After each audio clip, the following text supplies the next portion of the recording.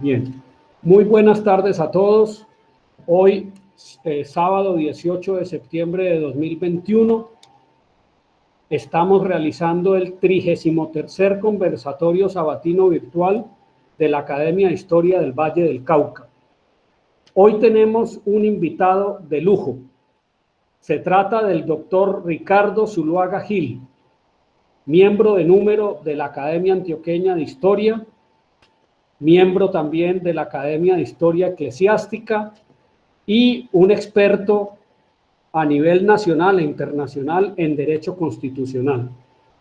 El doctor Ricardo Zuluaga Gil hizo sus estudios de Derecho, obteniendo el título de abogado en la Universidad de Medellín.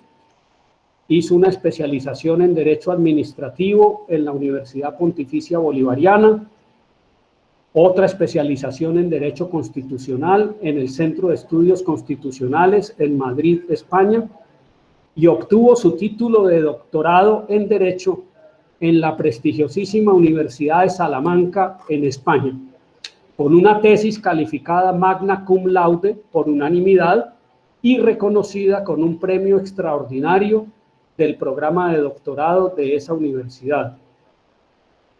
El doctor Zuluaga se ha desempeñado en el área del derecho y es un catedrático que ha laborado con varias instituciones destacadas del país. Él fue coordinador académico del programa de Derecho de la Pontificia Universidad Javeriana de Cali, fue decano de la Facultad de Derecho y de Ciencias Políticas de la Universidad de San Buenaventura en Cali, fue director del Departamento de Ciencias Jurídica y Política de la Universidad Javeriana en Cali. Fue profesor de tiempo completo en el Departamento Jurídico de la Universidad ICESI, en el Departamento de Ciencias Jurídica y Política de la Pontificia Universidad Javeriana, en la Facultad de Derecho de la Universidad Católica de Oriente, en Antioquia, en la Facultad de Derecho de la Universidad de Santo Tomás, en Medellín, en la Universidad de Antioquia y en la Universidad de Afid, ofreciendo las cátedras de Derecho Constitucional Colombiano, de Historia del Constitucionalismo Colombiano, de Organización Territorial del Estado, de Historia del Derecho, Teoría del Estado, Protección Jurídica del Patrimonio Cultural, Derecho Constitucional General, Ordenamiento territorial del Estado, Estructura del Estado en Colombia, Fundamentos constitucionales del derecho a la salud, y tiene múltiples publicaciones, una veintena de artículos publicados en revistas prestigiosas sobre temas diversos, entre ellos pues el tema del constitucionalismo. También algunos de esos artículos tienen que ver con temas históricos, particularmente del oriente antioqueño, porque es que el doctor Zuluaga es el fundador del Centro de Historia del municipio de San Vicente Ferrer, donde se crió José María Córdoba, en el oriente antioqueño, y ha sido presidente de ese Centro de Historia desde hace más de 10 años. Ha sido director de la revista Anales del Centro de Historia del municipio de San Vicente, ¿sí? Entonces, él ha escrito algunos artículos sobre aspectos históricos del municipio de San Vicente Ferrer, artículos sobre las constituciones del Estado Soberano del Cauca, sobre la Constitución de 1863, la de Río Negro, sobre las vicisitudes de la Primera República en Colombia, pero también ha escrito artículos sobre aspectos genealógicos, por ejemplo, sobre la familia Montoya de Warner, una familia dedicada al arte. Publicó un libro titulado Apuntes genealógicos del obispo Valerio Antonio Jiménez. El doctor Zuluaga es experto en genealogías y en biografías de personajes eclesiásticos de la historia nacional. Por eso es miembro de la Academia de Historia Eclesiástica. Sus libros, en el año 2002 publicó el libro titulado La organización territorial en la Constitución de 1991. centralismo o autonomía. En el 2011 publicó un libro titulado Apuntes para la historia del municipio de San Vicente Ferrer. En el 2013 el libro titulado El Estado Soberano de Antioquia. En el 2017 el libro De la expectativa al desconcierto, el proceso constituyente de 1991 visto por sus protagonistas. En el 2017 fue que publicó el libro de Apuntes genealógicos del obispo Valerio Antonio Jiménez. Es una obra muy útil para los que hacen genealogías del oriente antioqueño por los datos que trae sobre personajes, familias de Marinilla, ¿sí? El libro titulado Bicentenario de la Campaña Libertadora 1819-2019, publicado por la Academia Antioqueña de Historia en el año 2019. Él tiene dos blogs, uno sobre historia constitucional y otro sobre historia de San Vicente Ferrer. Si acaba, el doctor Ricardo Zuluaga acaba de participar en la celebración del bicentenario del Congreso Constituyente de 1821 en Villa del Rosario, y participó en una convocatoria que hizo la Academia Colombiana de Historia para premiar los mejores trabajos sobre la Constitución y el Congreso Constituyente, obteniendo el segundo premio en esa convocatoria de la Academia Colombiana de Historia, con un trabajo titulado Villa del Rosario de Cúcuta 1821, antecedentes, desarrollo y consecuencias de un Congreso fundacional. Entonces, el doctor Zuluaga ha sido invitado a estos conversatorios sabatinos de la Academia de Historia del Valle del Cauca para que nos hable de este tema, del bicentenario de la Constitución y del Congreso Constituyente de 1821. Entonces, con esta presentación de nuestro destacado conferencista, yo le cedo la palabra al doctor Zuluaga para que inicie su conferencia. Adelante, doctor Ricardo. Un saludo muy especial al doctor Mario Andrés y un agradecimiento también muy especial a él como secretario y a la Academia de Historia General por esta invitación, pues que me complace mucho aceptar. Como se dieron cuenta, tengo grandes vínculos con el Valle del Cauca. Viví en la ciudad de Cali durante 14 años y pues tengo experiencias muy valiosas adquiridas en esa ciudad. Yo quisiera comenzar planteando dos ideas centrales. La primera, este año circunstancialmente es un año muy importante para la historia constitucional de nuestro país. Y lo es por dos razones. La primera, porque como se observa en el título de mi conferencia, estamos celebrando el bicentenario de la Constitución de Villa del Rosario de Cúcuta, que fue la Constitución fundacional de la República. Esa es una idea capital. Nuestra República se funda en Villa del Rosario de Cúcuta. Pero también este año se están cumpliendo 30 años de la Constitución de 1991.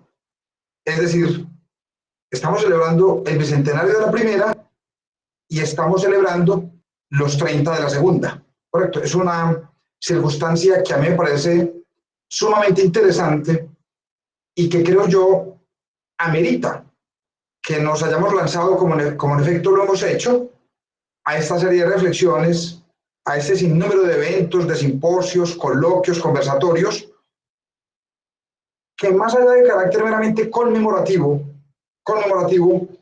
a mí me parece deben ser la ocasión para que esta sociedad se formule preguntas muy profundas en relación con su historia, pero sobre todo en relación con su porvenir. Cuando yo termine mi conferencia, espero haber transmitido la idea que quiero transmitir.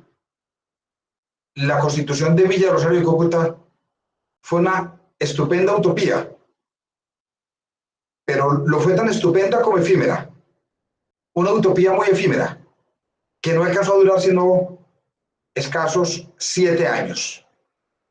La historia de la Constitución de Villa Rosario de Cúcuta es también la historia de nuestro primer fracaso como república constitucional. Lo que pasa es que, infortunadamente, no fue el primero. Fue el primero de un sinnúmero de fracasos que hemos venido acumulando a lo largo de 200 años, y si me excusan la expresión, y sin ánimo de pontificar como profeta del desastre, de un fracaso de que seguramente todavía como sociedad no hemos sido capaces de salir.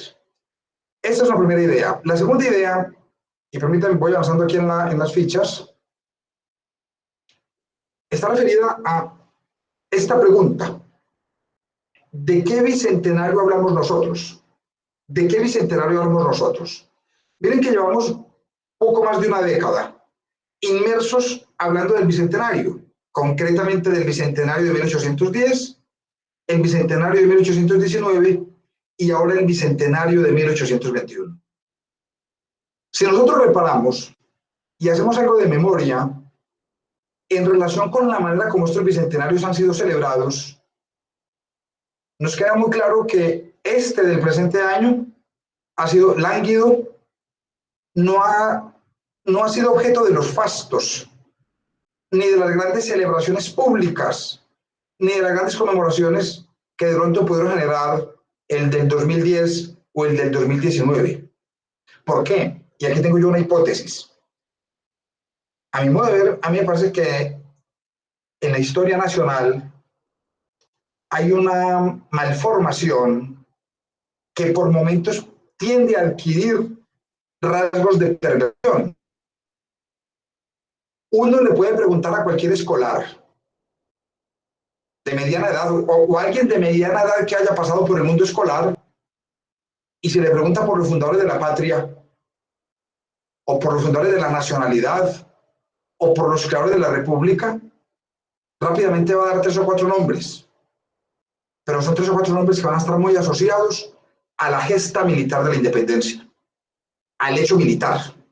Justamente antes de este conversatorio, hablamos con el doctor Barona Mesa y con el doctor Llano Restrepo, acerca de la figura de José María Córdoba, un militar trascendental de la independencia nacional.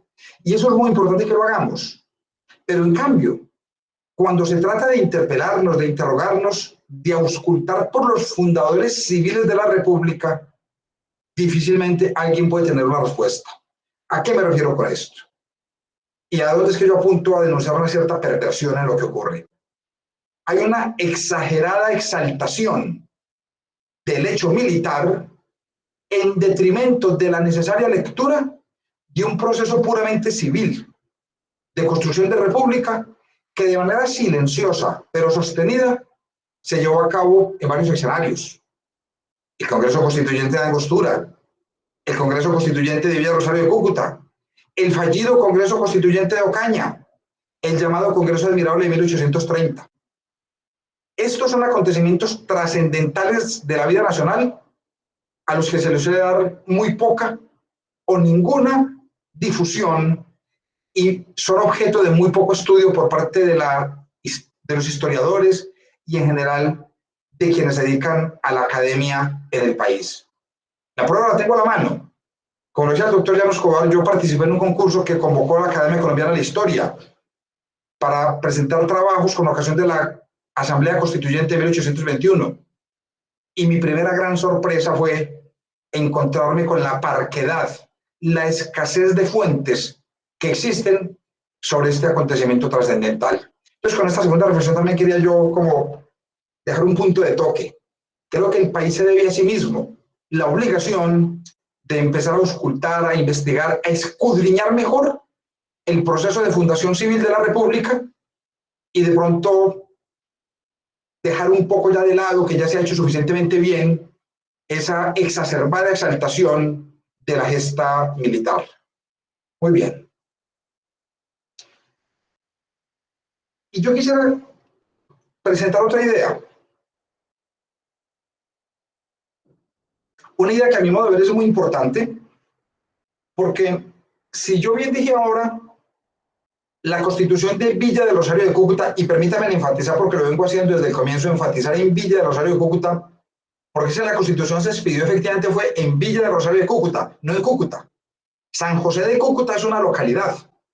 Villa de Rosario de Cúcuta es otra localidad, muy cercana a Cúcuta, está a 10 minutos, pero es una localidad completamente diferente. La historia siempre ha hablado de la Constitución de Cúcuta y todo el mundo asume que se trata de la Constitución de San José de Cúcuta. Pues no, se trata de la Constitución de la Villa de Rosario de Cúcuta, que es otra municipalidad completamente diferente. Si bien dije que fue la primera Constitución de la República, que fue la Constitución fundacional de la República, esa no fue la primera Constitución que hubo en el territorio de lo que actualmente es Colombia. Y para esto es indispensable saber un dato fundamental. ¿Cuál? Hoy Colombia es claramente un estado unitario, fuertemente centralista, y lo es desde hace 135 años, desde la Constitución de 1886. Pero el gran problema que tuvo que resolver Colombia a lo largo del siglo XIX fue el problema de las relaciones de poder entre el centro y la periferia, básicamente el problema del federalismo. Y cuando Colombia comienza a nacer, o Colombia no, cuando este territorio en el que habitamos nosotros comienza a nacer la independencia, no lo va a hacer como un proyecto nacional, que esa es una deformación también que la historia tradicional presenta. Colombia va a nacer como un proyecto fuertemente federal. Por eso en Colombia entre 1811 y 1815 vamos a tener una importante serie de constituciones, exactamente 10 constituciones, 9 de ellas de carácter provincial y una con pretensiones de ser una constitución o un proyecto de constitución federal de orden nacional. El acta de la Federación de las Provincias Unidas de la Nueva Granada de 1811. Entonces, Colombia nació como un proyecto de pequeñas repúblicas.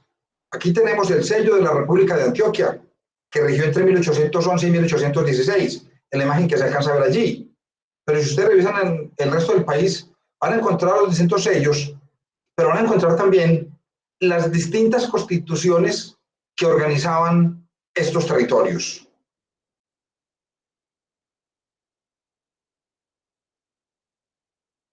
La única estrategia de unidad que hubo en ese momento fue una estrategia muy endeble, denominada las Provincias Unidas de la Nueva Granada, creada mediante un acta federal en noviembre de 1811 y que fue operativa hasta julio de 1816, cuando en el marco de la Reconquista o Restauración Española, el general Pablo Morillo dio al traste con estas instituciones y fusiló al último presidente de las Provincias Unidas de la Nueva Granada, el rionegrero Liborio Mejía, un joven abogado de Río Negro que había ocupado esa presidencia hacía 8 o 15 días y que pereció, fue capturado realmente, vencido en batalla, posteriormente capturado y luego fusilado en la ciudad de Bogotá. Entonces, con esto también quiero llamar la atención sobre otro dato muy importante. Colombia nace y fracasa prematuramente. Esta es la etapa que la historiografía tradicional ha denominado la patria boba y que hoy con un carácter un poco más científico se pretende llamar Primera República, el periodo que va de 1810 a 1816. ¿Qué pienso yo? Aunque uno pues la historia no es para pensar cómo pudo haber sido, sino para contar la que realmente fue, contarla e interpretarla. Pero yo pienso que si nosotros no fracasamos y no se produce la reconquista española en 1816, hoy Colombia sería un país fuertemente federal. Si estas Provincias Unidas de la Nueva Granada hubiesen prosperado, hubiesen avanzado, posiblemente en estos 200 años de recorrido institucional que llevamos como país independiente, posiblemente el modelo federal se hubiese afianzado de manera muy notable en nuestra sociedad. Pero es una simple especulación. Es una simple especulación. Pero lo cierto es que el proyecto federal perece, el proyecto federal fracasa, muchos de sus dirigentes son llevados al patíbulo y son fusilados por Pablo Morillo, y ahí nos toca hacer un proceso muy importante, que es el proceso de reconquistar la independencia, que es otra idea en la que yo insisto mucho. Los colombianos tuvimos que hacer la independencia 2 veces, Una primera vez entre 1810 y 1811 que fue más o menos fácil. ¿Fácil en qué sentido? La institucionalidad española en América y especialmente en la Nueva Granada era muy débil, era muy débil. España tenía muy segura su preeminencia, su dominio sobre estos territorios. Por eso expulsar a los españoles en un primer momento no supuso tantas complicaciones y por eso se fueron generando esta serie de pequeñas repúblicas que se crearon entre 1811 y 1816. Cuando fracasamos en esa primera república, nos toca hacer la verdadera guerra de independencia. Esa es una especie de paradoja si uno la quiere plantear así. A mí me parece que en Colombia primero obtuvimos la independencia y luego nos tocó hacer la guerra para reconquistar la independencia. Una guerra que se va a extender entre 1816 y 1824 y en la que indiscutiblemente la figura preeminente, determinante y dominante va a ser la del general Simón Bolívar. Él a lo largo de esos 8 años, sin discusión, va a asumir el liderazgo de ese proceso. Pero hay otro dato del que quiero hablar. Hay otro dato del que quiero hablar muy importante y es un dato que se soslaya, se omite, un dato que no se tiene muy presente en la historiografía y en la literatura histórica colombiana. Recuerden ustedes que nuestra primera independencia, si me excusan, y sé que estoy en medio de un respetabilísimo grupo de historiadores, yo pienso que esa primera independencia nuestra fue un poco solapada, fue un poco taimada. No considero, se me excusan, y no quiero parecer desafiante, pero lo planteo en gracia de discusión, fue un poco oportunista, si se quiere. Y la oportunidad era muy sencilla. La oportunidad era que Napoleón había invadido España, había exiliado al rey de los españoles al sur de Francia y había puesto a su propio hermano José Bonaparte como rey de los españoles. Eso quebrantó, destruyó el vínculo de legitimidad entre el Imperio Español y sus colonias americanas. De tal manera que aquí vuelvo a plantear otro interrogante, vuelvo a abrir una pregunta. Si Napoleón no invade a España, no lleva cautivo a Fernando VII y a toda la familia real al sur de Francia, ¿cuánto más se hubiese demorado el proceso de emancipación en América Latina? Insisto, lo digo por segunda vez, especular con la historia no es un acto científico, pero por lo menos vale la pena la pregunta para reflexionarla. Me atrevo a hacer esta afirmación un poco herética y espero que no suene muy insolente. Napoleón Bonaparte es indiscutiblemente un gran precursor de la independencia americana.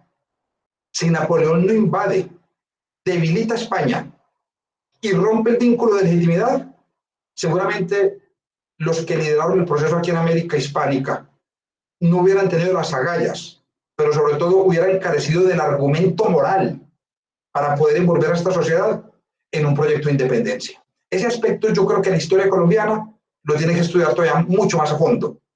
El impacto demoledor que ese hecho tuvo para nuestra propia historia constitucional.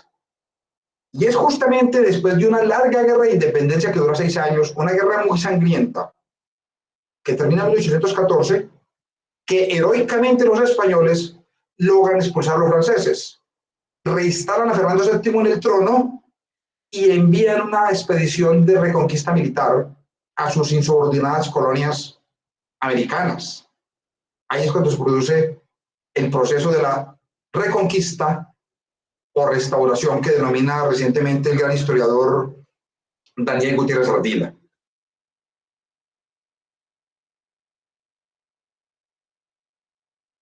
Entonces, insisto, esto nos va a obligar a buscar nuestra libertad por segunda vez o a buscar una segunda libertad y esta es la que va a tener un contenido fuertemente militar. Es aquí donde el aparato castrense, donde el ejército libertador, donde la epopeya libertadora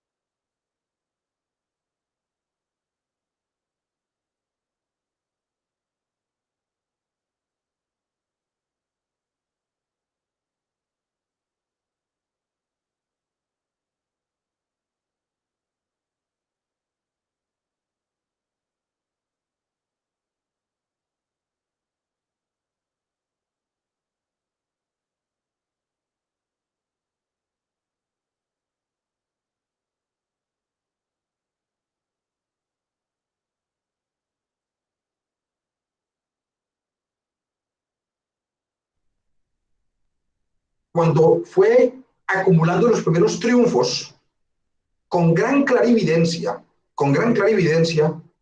Bolívar fue consciente de que esa gesta militar tenía que ir acompañada de un proceso de institucionalización de los territorios liberados. Y por eso, en 1818, convocó a un Congreso Constituyente para que se reuniera en la ciudad de Angostura, al oriente de Venezuela, y diese comienzo a este proceso de organización institucional de los territorios que iban siendo. En ese Congreso de Angostura se toman dos decisiones muy importantes. En agosto de 1819 se expide la Constitución de Venezuela de 1819. Pero en diciembre siguiente, el 17 de diciembre siguiente, ese mismo Congreso de Angostura aprueba un acto jurídico muy importante llamada Ley Fundamental de la República de Colombia. Un acto jurídico de trascendental importancia mediante el cual se ordenó la unión de la antigua Venezuela con la Nueva Granada en un solo estado que a partir de ese día se iba a denominar Colombia. El nombre de Colombia surge oficialmente en el Congreso de Angostura el 17 de diciembre de 1819. Pero ocurre lo siguiente. Bolívar, que tenía el proyecto muy bien elaborado en su cabeza, lo tenía muy bien concebido, había convencido a unos representantes de la provincia del Casanare, que era lo último que quedaba de las antiguas provincias unidas de la Nueva Granada. Lo único que quedó libre fue la provincia del Casanare. Pues con una gran habilidad política, Bolívar convenció a los casanareños a que tomaran parte en el Congreso de Angostura. O sea que hubo granadinos del Casanare que firmaron la Constitución de Venezuela en 1819, pero que también firmaron la Ley Fundamental de la República de Colombia en diciembre del mismo año 1819.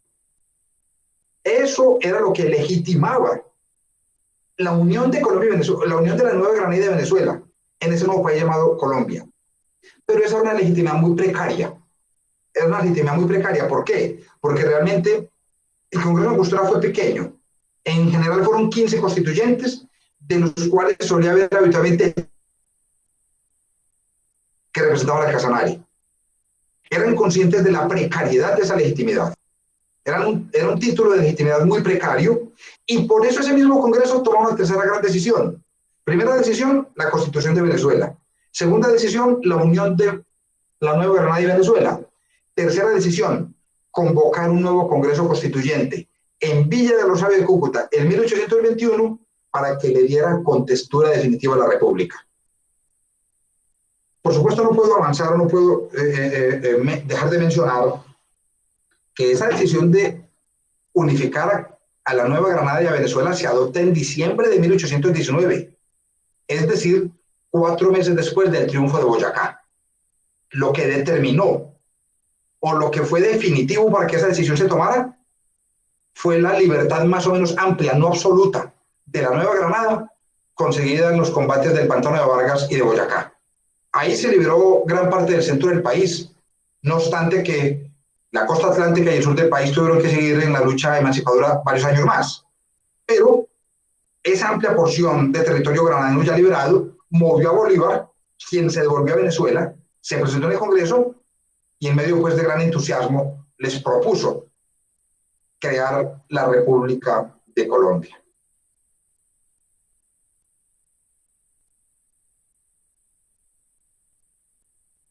El proyecto era muy ambicioso. Porque además de unir a la Nueva Granada y a Venezuela, también se decretó, sin que hubiera un solo representante, vincular a la antigua audiencia de Quito al proyecto colombiano. O sea que realmente esa nueva república iba a estar, como bien lo sabemos, iba a estar configurada por 3 entidades territoriales distintas de carácter colonial: la Capitanía General de Venezuela, el Virreinato de la Nueva Granada y la Audiencia de Quito. Eso fue lo que decidió el Congreso de Angostura, y eso era lo que tendría que ratificar el Congreso Constituyente de 1821. Y además, En Angostura se delinearon algunos otros rasgos muy importantes de lo que va a ser nuestro futuro diseño institucional. Lo primero fue que nació la República de Colombia. Y voy a dar aquí un dato que pues, es demasiado elemental, pero no por ello menos importante. Jurídicamente la Gran Colombia nunca existió. Jurídicamente la Gran Colombia nunca ha existido. La Gran Colombia es una denominación meramente historiográfica. Es una denominación que hace referencia a la enorme dimensión geográfica o territorial del Estado que se estaba construyendo. Pero el nombre que se adoptó el 17 de diciembre de 1819 y que se ratificó el 30 de agosto de 1821 era República de Colombia. Dicho de otra manera, y un poco insistente y machaconamente, la denominación Gran Colombia nunca ha sido nombre oficial de la República, nunca lo fue, nunca lo fue. La República que existió entre 1819 y 1832 se llamaba República de Colombia a secas. República de Colombia a secas. Muy bien. Entonces, el primer dato importante es, se adopta pues el nombre oficial de la República. Segundo, se determina que la República estará integrada por esas tres entidades territoriales que hicieron parte de las colonias españolas: Capitanía General de Venezuela, Virreinato de la Nueva Granada, Audiencia de Quito. Tercero, se ordena o se decide que va a ser un país que va a funcionar sobre un esquema de unidad y centralización. Este dato es fundamental. ¿Por qué? Porque tanto Venezuela como Colombia, cuando nacen en 1811, Venezuela nació más formalizada que Colombia, porque Venezuela sí nació con una constitución federal en diciembre de 1811, una constitución puramente federal.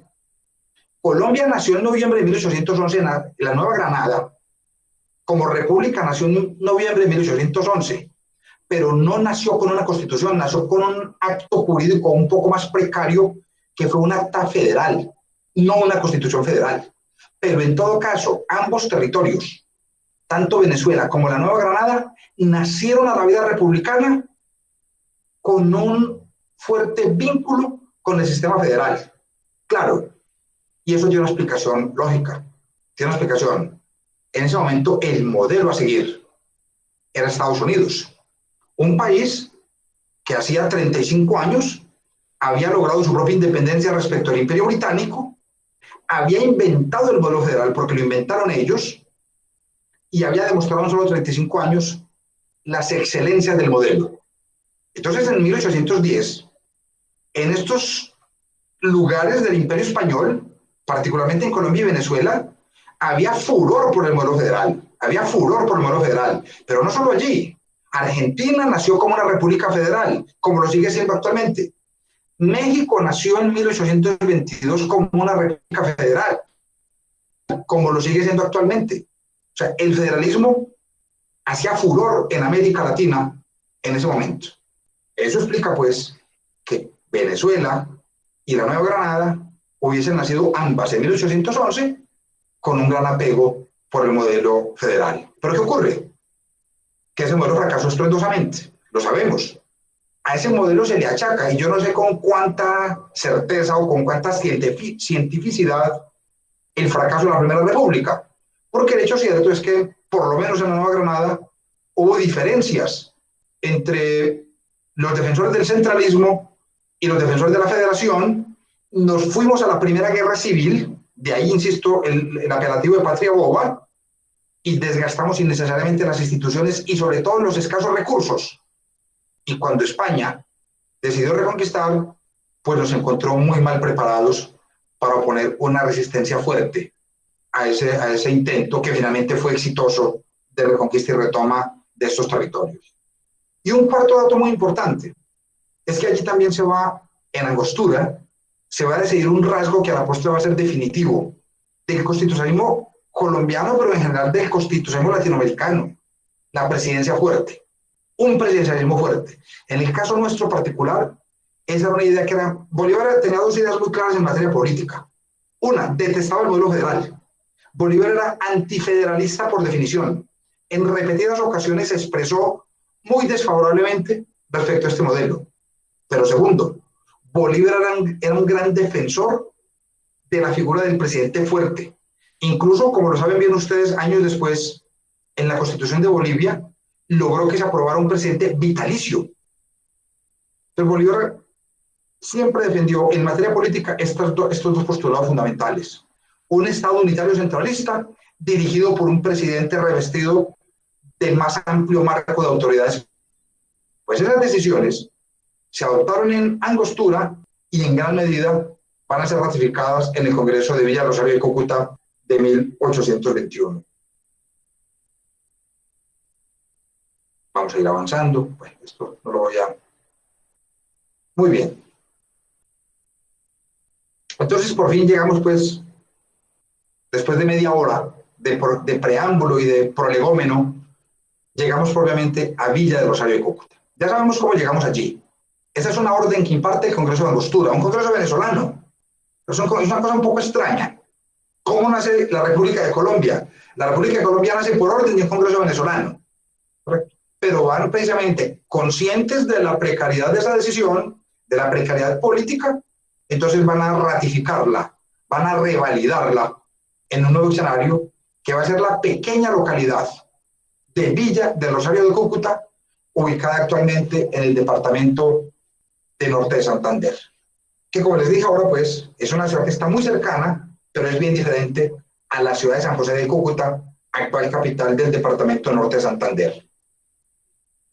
El Congreso estaba convocado para que se reuniera el 1 de enero de 1821. Pero claro, estamos en la Colombia de 1821. No había caminos, no había puentes sobre los ríos, no había comunicaciones. Realmente era un verdadero desafío logístico convocar un congreso desde Angostura en enero de 1820. Piensen esto, un congreso que se convoca en Angostura, oriente de Venezuela, para que se reúna un año después. Hoy en día, a través de WhatsApp, a través de correo electrónico, a través de cualquier medio de comunicación virtual, eso se hace en fracción de segundos. En 1821, un mensajero, un posta, tenía que salir en mula, en bongo o a pie a recorrer este gigantesco e incomunicado territorio. Primero, a llevar la convocatoria del Congreso. Segundo, a indicar que había que hacer elecciones. Y tercero, a llevar los resultados. Y después a que los constituyentes electos llegasen hasta Villa Rosario de Cúcuta. Era un verdadero desafío logístico. Eso explica entonces que el 1 de enero de 1820 no hubiera nadie en Villa Rosario de Cúcuta. Literalmente no había nadie. Las primeras representaciones llegaron en febrero. Y solo hasta el 6 de mayo de 1821. Y después de que se le hizo una excepción al quórum necesario, se pudo instalar ese Congreso Constituyente. Correcto, se pudo instalar ese segundo Congreso Constituyente. A ese Congreso debieron haber asistido 110 diputados. ¿Por qué? Porque en ese momento entre Colombia y Venezuela, entre la Nueva Granada y Venezuela, es decir, en lo que ya era la República de Colombia, había 22 provincias. Y a cada provincia se le asignaron 5 diputados con independencia del número de habitantes. Entonces, mientras Caracas tenía 350.000 habitantes y elegía 5 diputados, Riohacha tenía 7.000 habitantes y elegía los mismos 5 diputados. Pero la verdad es que este es un problema de legitimidad política muy profundo que en su momento pues, nos generó mayores dificultades.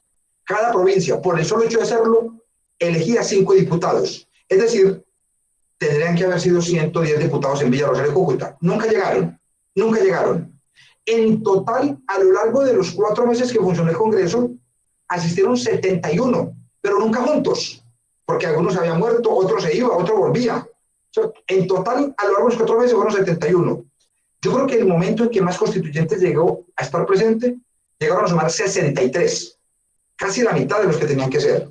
Y es que hubo provincias, por ejemplo, como Caracas, que nunca eligieron los suyos, o como la provincia de Santa Marta, que eligió los suyos, Mérida, Venezuela, y Santa Marta, en la Nueva Granada, que eligieron sus diputados cuando el Congreso estaba prácticamente por concluir. O sea, realmente fue muy difícil, fue un verdadero acto heroico poder reunir ese Congreso Constituyente. Y los problemas logísticos eran de tal naturaleza que, lógicamente, no había un espacio adecuado, no había un espacio habilitado para que una congregación de hombres de esa magnitud se reuniera. El único lugar que encontraron fue la sacristía de la iglesia parroquial, la sacristía de la iglesia parroquial. Hasta donde las investigaciones llegan, las sesiones del Congreso se llevaron a cabo en la sacristía de la iglesia parroquial de Villa de Rosario de Cúcuta. Aquí la ven ustedes en pantalla, la voy a ampliar. Aquí ven ustedes la imagen del templo original. Esta es una acuarela de Carmelo Fernández, un acuarelista venezolano que hizo parte de la comisión coreográfica y estuvo en Villa Rosario de Cúcuta en 1852 y dibujó el templo famoso. Era un templo famoso en ese momento por haber sido justamente la cuna de la República. Pues este templo, un terremoto devastador que hubo en Villa Rosario de Cúcuta, lo destruyó en 1872. No quedó piedra sobre piedra. 20 años después, un cura entusiasta piensa que no se puede quedar sin conmemoración o sin representación el sitio donde se reunió el primer Congreso Constituyente de la República. Y decidió levantar un templo conmemorativo, que es este que se ve aquí. A mano, no sé cómo lo verán ustedes allá, pues el que se ve en foto, que se ve en ruinas. Pero el dinero se les acabó. Entonces realmente estos no son ruinas de un edificio que hubiera existido, sino que son simplemente los cimientos de un edificio que nunca se concluyó. Esto es lo que hay hoy en Villa Rosario de Cúcuta. Pero esto nada tiene que ver con el espacio, con el lugar específico o con el edificio concreto en el que se reunió el Congreso Constituyente de 1821. Esto es un edificio inconcluso de finales del siglo XIX, al que hoy se le denomina el Altar de la Patria y ha sido declarado Monumento Nacional. Pero insisto, nada tiene que ver, y parece ser incluso por unas investigaciones arqueológicas que se llevaron a cabo hace unos 10 años, pareciera ser que este monumento conmemorativo ni siquiera está ubicado en el sitio exacto en que en su momento estuvo ubicado el templo parroquial de Villa Rosario de Cúcuta. Yo estuve hace 15 días en la conmemoración justamente del Bicentenario, el 30 de agosto, y recorrí la pequeña ciudad completa, y realmente no queda vestigio alguno. La casa de Santander, por ejemplo, que hoy en día es preciosa, tiene 50 años. La casa también se la llevó el terremoto. Lo que hay hoy en día y se visita como una gran casa colonial es una muy buena reconstrucción que se hizo hace 50, tal vez 60 años. Hace 60 años que se hizo esa reconstrucción. Muy bien. Entonces, un dato también significativo, pues, no puedo perder de vista que la República de Colombia nació en una sacristía. La República de Colombia nació en una sacristía. Creo que el dato podría dar para unas reflexiones mucho más interesantes. Muy bien. Otra cuestión interesante del Congreso fue la presidencia del mismo. Esto es un dato bien significativo. ¿Por qué? Realmente quien tenía que instalar y presidir el Congreso era el presidente interino de la República, que era Simón Bolívar. ¿Y por qué era Bolívar el presidente interino? Vamos con esto. Bolívar se convirtió en presidente de Venezuela en agosto de 1819, cuando el Congreso de Angostura aprobó la Constitución de Venezuela. Pero cuando en diciembre 17 el Congreso de Angostura crea la República de Colombia, ese mismo Congreso nombra a interino de Colombia y a sea vicepresidente interino de Colombia, a la espera de que el Congreso definitivo, que era el de Villa Rosario de Cúcuta, eligiera a los primeros presidente y vicepresidente en propiedad de la República. ¿Correcto? Muy bien. Entonces Bolívar no tenía interés en estos asuntos políticos. Y eso, pues, la correspondencia de Bolívar lo deja muy claro en muchas ocasiones. Yo no soy experto en estos temas, pues no soy tan conocedor de la figura de Bolívar. Algo he leído, pero Bolívar sí manifestaba reiterativamente su repugnancia por las cuestiones administrativas, por el mando político. Él se definía a sí mismo como un militar y manifestaba siempre su predilección, su deseo de estar al frente de la gesta militar. Entonces Bolívar sí estuvo en Villa Rosario de Cúcuta, estuvo en febrero y llegó para instalar el Congreso. Pero cuando Bolívar llegó a Villa Rosario de Cúcuta había muy pocos diputados y vio que no había posibilidad alguna de que mientras él estuviera allí pudiera reunirse el número de personas encargadas de esa labor. Entonces Bolívar simplemente lo que hizo fue que expidió un decreto y encargó al vicepresidente de la República de que asumiera esa labor, mientras él se iba en este caso ya hacer la campaña libertadora de Venezuela. Ya la Nueva Granada había quedado más o menos independizada, más o menos. Bolívar se va a Venezuela y meses después, en julio de 1821, va a concretar la independencia de Venezuela con la famosa batalla de Carabobo. El nuevo vicepresidente interino de la República era el venezolano Juan Germán Rocio. ¿Por qué? Porque Sea había sido destinado como embajador ante Estados Unidos e Inglaterra. Entonces asumió Juan Germán Rocio, quien llegó con la institucionalidad del estado de Villa Rosario, Cúcuta. Villa Rosario, Cúcuta fue temporalmente capital de la República, porque allí se instaló la ínfima, la incipiente institucionalidad que tenía la República, que era un vicepresidente y 3 ministros. Pues todos llegaron a Villa Rosario y allí se instalaron. Y el vicepresidente Rocio quedó pues con el encargo de presidir el Congreso. Pero estaba extremadamente enfermo, cuestión de la que se percató Bolívar. Y una vez Bolívar se fue, y sin saber qué destino le esperaba Rocio, nombró al bogotano Luis Eduardo Azuola como presidente en reemplazo de Rocio en caso de que se falleciera, como en efecto ocurrió. Rocio murió, en Villa Rosario murieron 2 vicepresidentes de la República seguidos. Rocio murió en marzo, pero Azuola, a quien nombraron para reemplazarlo, se murió en abril, al mes siguiente. Da la casualidad, y tampoco había podido instalar el Congreso, pero da la casualidad que Nariño venía de camino a Villa Rosario, Cúcuta. Entró por el Orinoco, después de ser liberado de las mazmorras de Cádiz y de estar una temporada en Europa, entró por el Orinoco y camino a Villa Rosario, a donde venía a desempeñarse como diputado electo por Cartagena, era diputado por Cartagena, se encontró con Bolívar. Y Bolívar, sin saber la muerte de Azuola, pero consciente de que Azuola tenía otros cargos, desempeñaba un ministerio, decidió relevarlo del cargo de vicepresidente y nombrar a Nariño.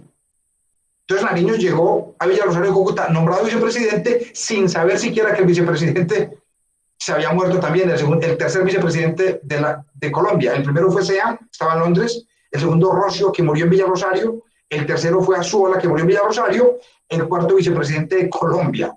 En cuestión de un año va a ser Antonio Nariño. Y Nariño llega a Villa Rosario, Cúcuta, a fines de abril, y él es el que va a instalar el Congreso.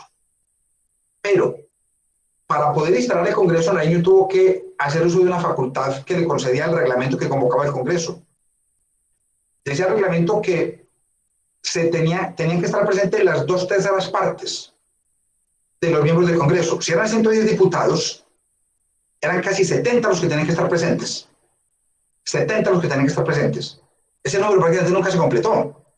Nariño, pero la norma decía, en caso de que se presenten dificultades insalvables, el presidente de la República adoptará todas las medidas pertinentes para superarlas. Con fundamento en esa norma, Nariño, que era el vicepresidente interino de la República, y hacia la vez del presidente en este caso, expidió un decreto, dijo que el Congreso se puede instalar con la mayoría absoluta de los miembros del Congreso, que eran 56. Y cuando tuvo 57, el 6 de agosto, lo instaló.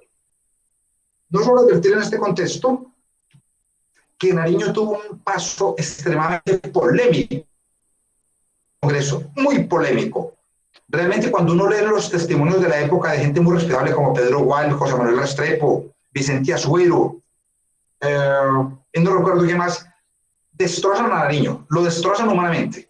O sea, lo hacen ver, si uno solamente se quedara con esa idea de Nariño, con lo que lee, de lo que se dijo en Cúcuta de él, realmente Nariño parece como un personaje detestable para la historia. Yo no conozco más atrás realmente, pero en ese momento de su paso por Cúcuta fue nefasto. O sea, fue nefasto porque parece que se dedicó a urdir intrigas y a tratar de manipular el Congreso, ¿cierto?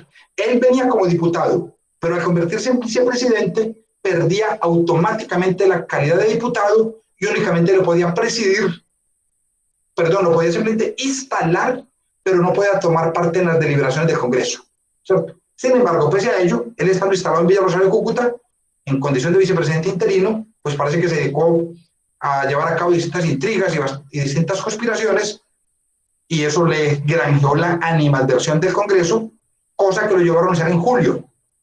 Es decir, que en menos de un semestre, en prácticamente 4 meses, la República se vio enfrentada a tener que elegir 4 vicepresidentes. Aquí están: Rocío, Azuola, Nariño, y cuando Nariño renuncia, eligen a don José María del Castillo y Rada, que era diputado constituyente también por Cartagena, pierde esa condición y asume la vicepresidencia del Estado, y realmente es quien tiene que asumir todas las labores propiamente ejecutivas. ¿Por qué?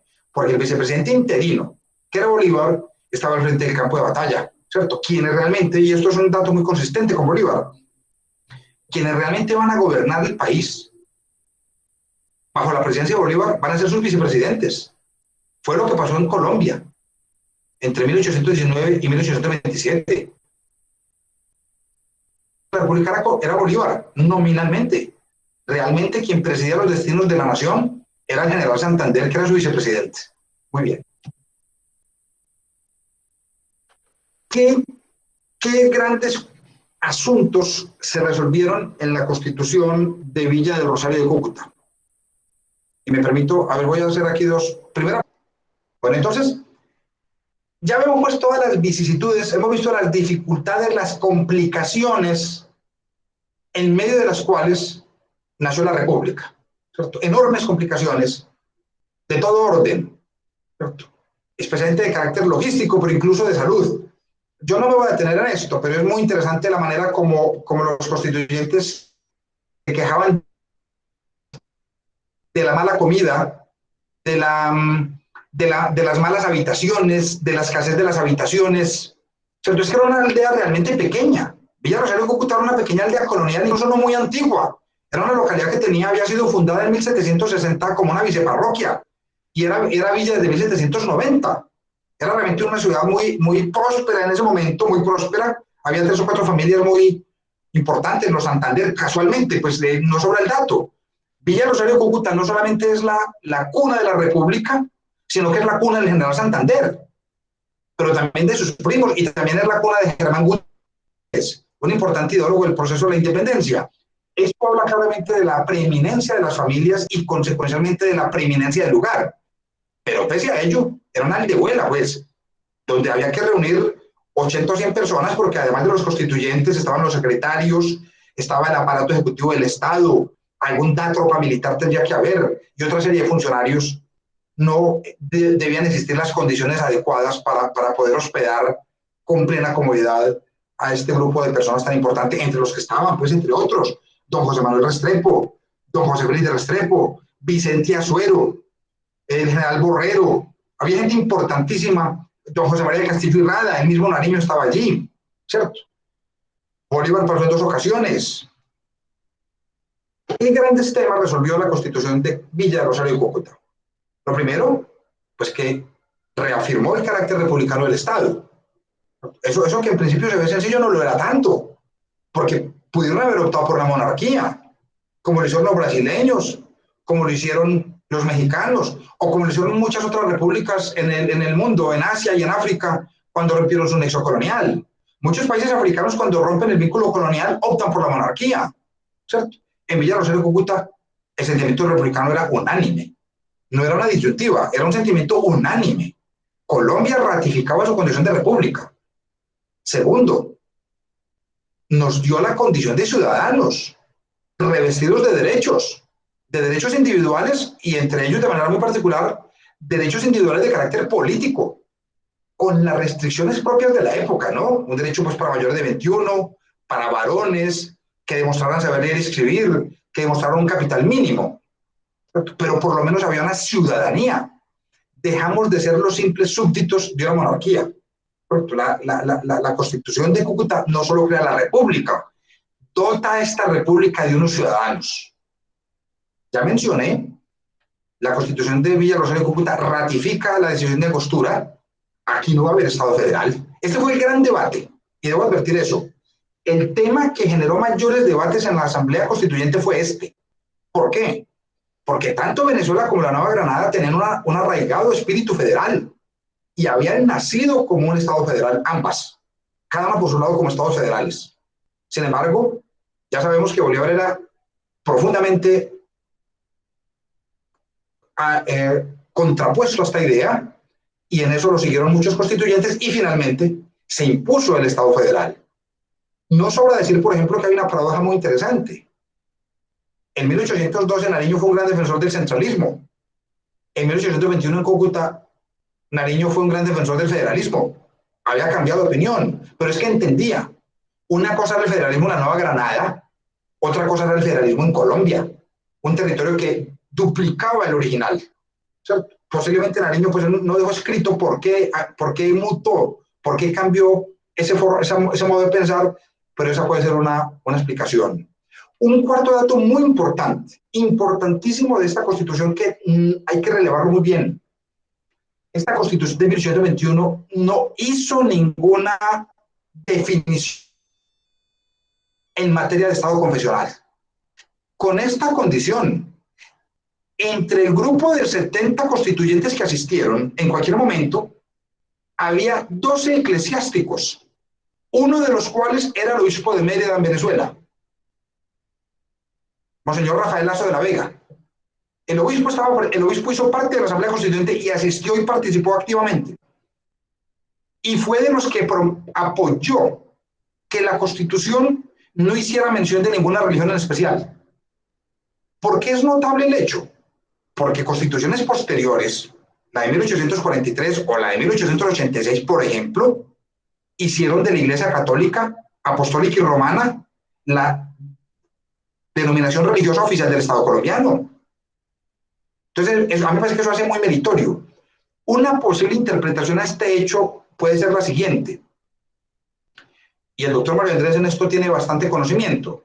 Sabemos que la Legión Británica había prestado importantes servicios a la República en el proceso de consolidar la independencia, desde el punto de vista militar.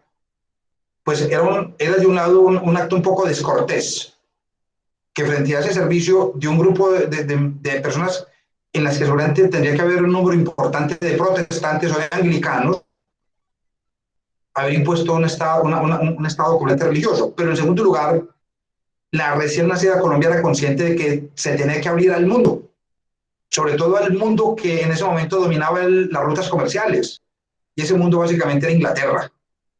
Entonces también era deseable no hacer ninguna manifestación religiosa para no obstaculizar las posibles futuras inversiones, como en efecto las hubo. El doctor Llano Restrepo acaba de publicar un libro importantísimo el año pasado, voluminoso, sobre un antepasado suyo que llega aquí a Colombia justamente como consecuencia de esa apertura que hace la República de Colombia a las inversiones. Vinieron mineros y otros hombres de industria a tratar de aprovechar las riquezas de estos nuevos territorios que se abrían al mundo. Otra decisión muy importante que se adoptó en Cúcuta, y esto el doctor Juan Camilo Restrepo Salazar, que fue ministro de Hacienda, pues lo ha trabajado hasta la saciedad, ha publicado un mismo libro, lo ha publicado 3 veces, pues, pero con distintas revisiones. La Hacienda Pública en Villa Rosario y Cúcuta, porque es que veníamos de un sistema hacendístico completamente medieval. Había impuestos medievales, había impuestos árabes, y sobre todo había impuestos altamente ineficientes. Por ejemplo, el impuesto de exportación interior. Si en la Nueva Granada, en el virreinato, se iba a trasladar un producto de una provincia a otra, tenían que pagar impuesto, ¿cierto? Era una visión del comercio realmente muy pobre. La República de Colombia en 1821 toma unas medidas importantísimas. Creo que es de los actos más lúcidos de esta Constitución, y sobre todo toma decisiones como la siguiente. Estimula la exportación de productos colombianos, rebajando los impuestos a ciertos productos estratégicos. Encarece la importación de ciertos productos que podían afectar la industria, la incipiente producción nacional, pero más bello todavía y más casi poético me parece, que exoneró de todo impuesto todo lo que consideraron bienes útiles para el crecimiento intelectual de la República. Papeles impresos, mapas, instrumentos de enseñanza, es decir, todo aquello que pudiera contribuir al crecimiento intelectual de la República fue decretado como libre de impuestos por la Constitución del 21. Otra gran preocupación del Congreso Constituyente de Cúcuta fue el fomento de la educación. Y aquí debo hacer una explicación. El Congreso Constituyente de Cúcuta, que operó entre el 6 de mayo y el 14 de octubre de 1821, tuvo una triple condición. Ese fue un Congreso Constituyente que expidió la Constitución del 21. Fue un Congreso legislador que expidió 82 normas entre leyes, decretos y resoluciones. Por ejemplo, este Congreso, antes de expedir la Constitución, que es del 30 de agosto, decretó la libertad de vientres en julio de 1821, mes y medio antes. Lo hizo a través de una ley. Eso no es un acto constitucional ni es un acto constituyente, es un acto de carácter legal. Esa ley que decreta la libertad de vientres hace parte de ese enorme paquete de 82 normas, repito, entre leyes, decretos y resoluciones que expidió este Congreso Constituyente y a través de las cuales reglamentó muchos de los aspectos principales de la vida institucional del país. O sea, ese Congreso fue un Congreso constituyente, un Congreso legislador, pero también un Congreso electoral, como se lo explicaré enseguida. Un Congreso electoral. Pues bien, una de las dos grandes labores legislativas hizo este Congreso. Legislativas, es decir, a través de leyes. La primera, la hacienda, bueno, tres, decretar la libertad de vientres. Saben muy bien, no es la libertad de los esclavos, ni es libertad de... Perdón, hasta yo me confundo, no es la libertad de vientres, es la libertad de partos. Es la libertad de partos. A partir de 1821, de la sanción de la ley, todo hijo de esclava que naciera en Colombia nacía libre, ¿correcto? Nacía libre. Un asunto que se discutió mucho en el Congreso, y propuesto por un antioqueño insigne, un antioqueño al que la República creo que le debe mucho más de lo que le ha reconocido. Yo lo vengo proponiendo como el protoprócer. Para mí es el verdadero padre del procerato colombiano, don José Félix de Restrepo. José Félix de Restrepo en Popayán y en Bogotá fue profesor de SEA, de Camilo Torres, de Francisco Antonio Caldas, creo que de Santander en Bogotá. O sea, José Félix de Restrepo para mí está en las entretelas y en el trasfondo de casi todo este proceso, pero no me entretengo en eso. A José Félix de Restrepo se le debe haber propuesto en Cúcuta esa disposición magnánima que liberaba de la esclavitud a los hijos de esclavas que nacieron a partir de ese momento. ¿Por qué no se podía adoptar de manera radical y absoluta? Por la simple y llana razón de que eso hubiera quebrado el aparato productivo del país. Hubiera sido una insensatez. Don José Félix de Restrepo lo dijo con mucha sabiduría.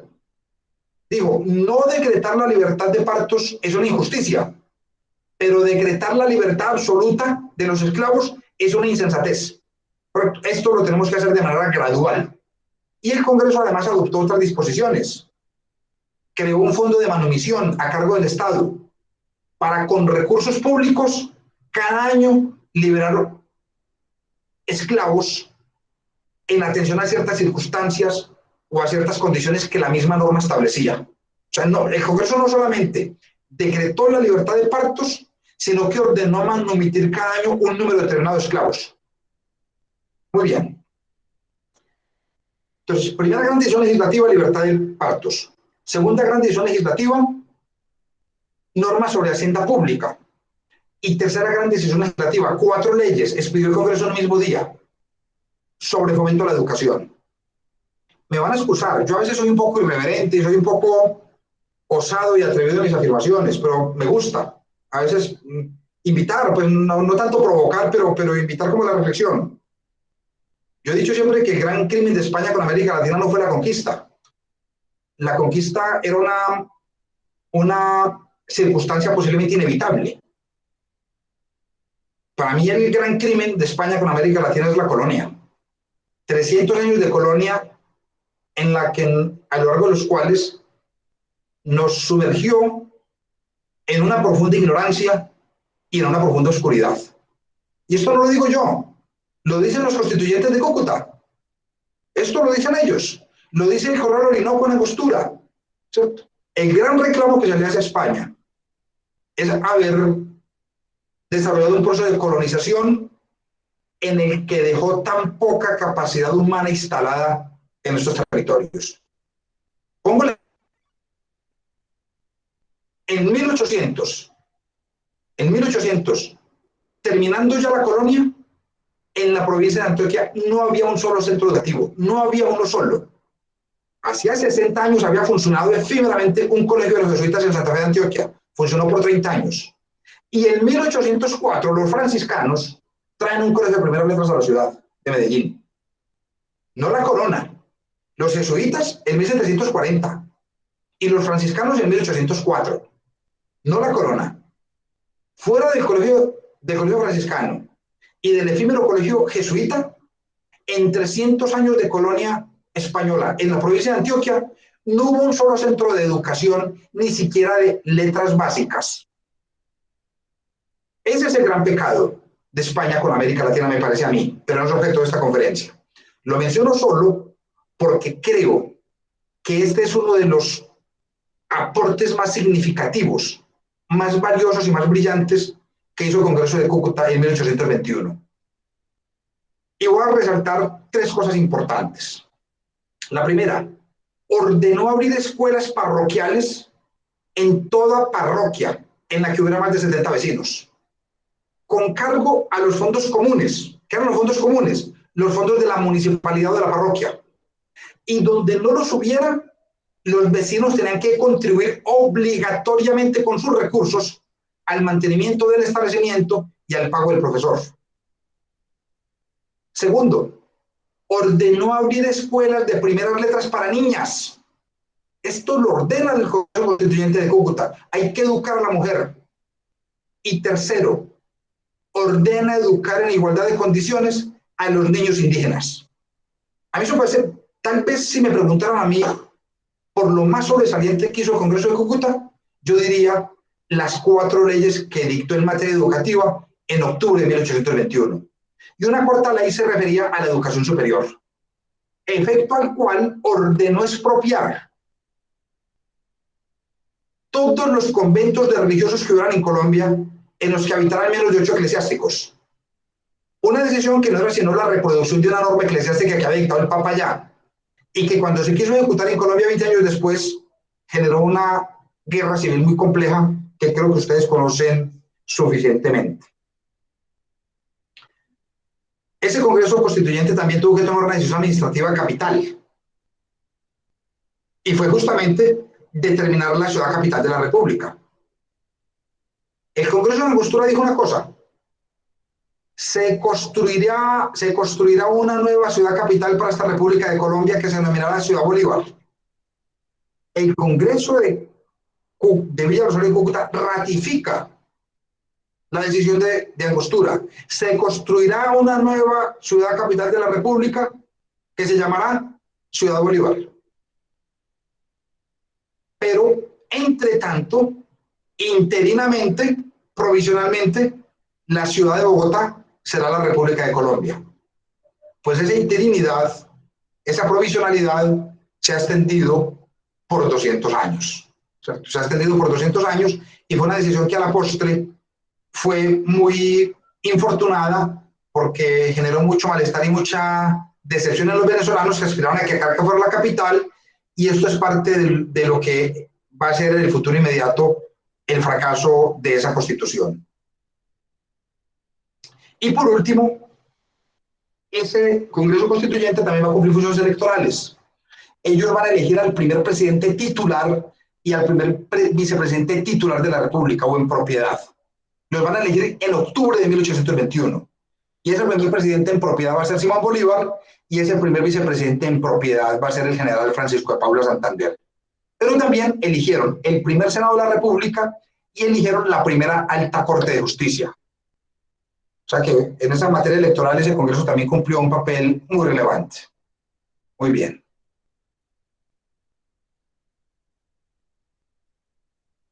Vamos a ver. Ahorita me paso por aquí que esto... Pero ¿qué pasó? ¿Qué pasó finalmente? ¿Por qué la Constitución de Cúcuta no está vigente? ¿Por qué la Constitución de Cúcuta no está vigente? Y la pregunta es relevante. La Constitución norteamericana de Filadelfia de 1787 está vigente.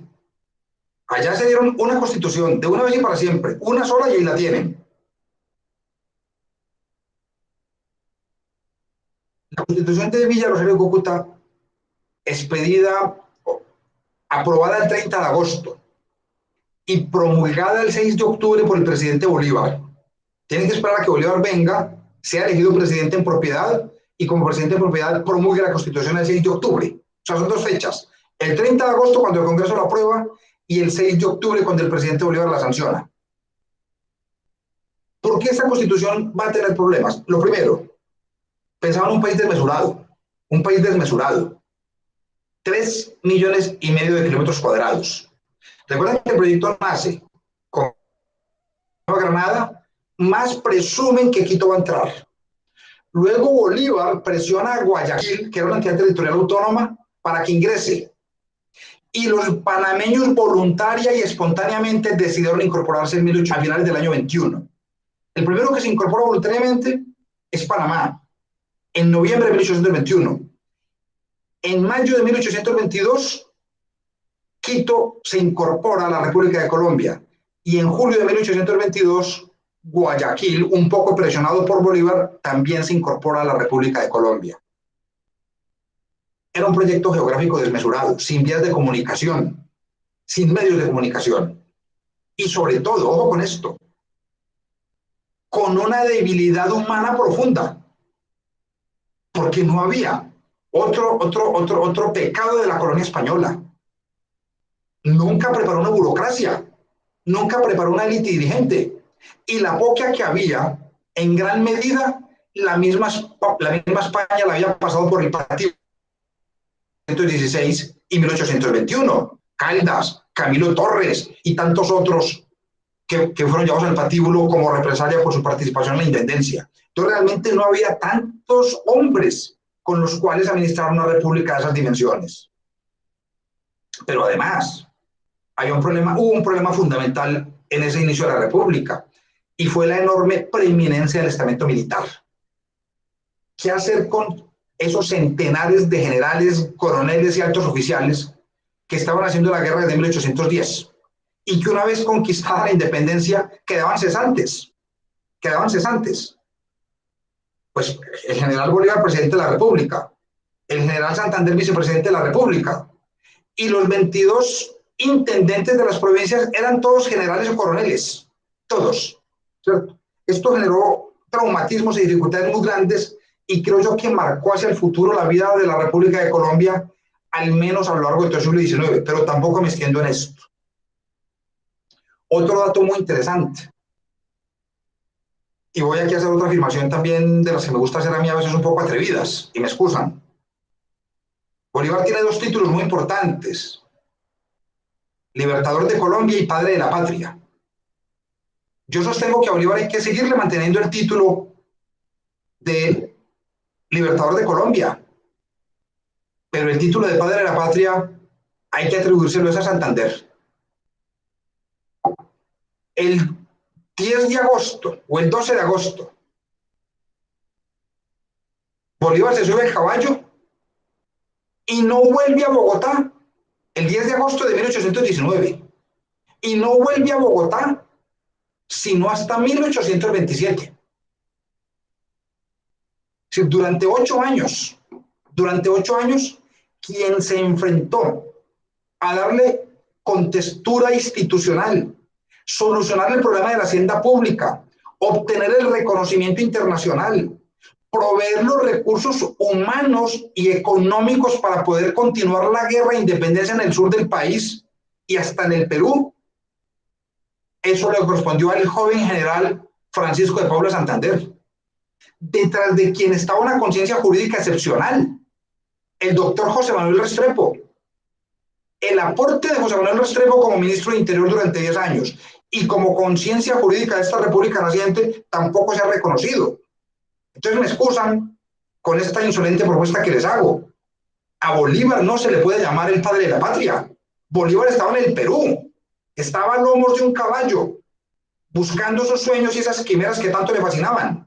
Quien estaba sentado en el solio presidencial, atendiendo los ríspidos asuntos de la burocracia, los desafiantes y aburridores asuntos de la burocracia, era el eficiente y competente general Francisco. Entonces yo pienso que esa ausencia de Bolívar, el presidente titular, también afectó muchísimo el normal desarrollo de esa constitución. Finalmente, voy a sintetizar aquí para no abusar del tiempo de ustedes, para no fatigarlos y no cansarlos. Finalmente, para 1827, la constitución estaba totalmente agotada. Ya no, prácticamente no regía. De facto, Venezuela se había separado prácticamente del país. Nominalmente seguía siendo Colombia. En la práctica los venezolanos estaban gobernando a sí mismos en cabeza del general Páez, que siempre fue tan insubordinado. Para 1827 las relaciones entre Bolívar, que era el presidente, y Santander, que era el vicepresidente, estaban completamente rotas. En marzo de 1827, si no estoy mal, del 27 o del 28, tal vez no recuerdo bien, Bolívar le manda una carta a Santander en la que le pide el favor de no volver a escribir jamás. Sí, absténgase de su parte. Entonces, estaban completamente rotas las relaciones entre Bolívar y Santander. Pero sobre todo, Bolívar, que retorna al país, asume una actitud completamente contraria a la Constitución, promueve un gobierno prácticamente dictatorial, luego lo formaliza con la dictadura, pero es que él antes de decretar la dictadura del 28, Bolívar había promovido prácticas dictatoriales. Las denuncia incluso José Manuel Restrepo en una de sus obras. Es decir, la Constitución va siendo demolida. Y eso va a tener dos efectos importantes. El primero es tan evidente la crisis de la Constitución que en 1827 el Congreso de la República convoca un segundo Congreso Constituyente para que se reúna en Ocaña en 1828 y trate de salvar la situación. Pero esto es una historia ampliamente conocida. El Congreso de Ocaña fracasó en su propósito de reformar la Constitución y adecuarla a las necesidades del país. Eso le abrió la puerta a la dictadura bolivariana, y Bolívar, con su dictadura de agosto de 1828, insisto, no solo decreta la dictadura, sino que deroga la Constitución, la deja sin efecto. La Constitución de Cúcuta realmente muere en agosto de 1800, creo que es el 28 de agosto de 1828, cuando Bolívar emite el decreto orgánico y deja sin vigencia la Constitución y convoca un nuevo Congreso Constituyente para que se reúna el 1 de enero de 1830 y refunde la República. Cierro con este dato. Un país que nace en una sacristía y que en 9 años se lanza a 3 congresos constituyentes para redefinir las bases fundamentales de su estructura, es un país que nace con un destino casi señalado. Un destino al cual en estos 200 años hemos sido completamente fieles. El del fracaso, el de la inconsistencia, el del desencuentro y el de la imposibilidad de construir una sociedad auténticamente constitucional y suficientemente pacífica para que sea vivible y satisfactoria. Les agradezco mucho, les ruego me excusen profundamente el exceso en el tiempo, traté de sintetizar hasta donde más pude. De nuevo, muchísimas gracias por esta gentil invitación, que para mí fue un auténtico placer.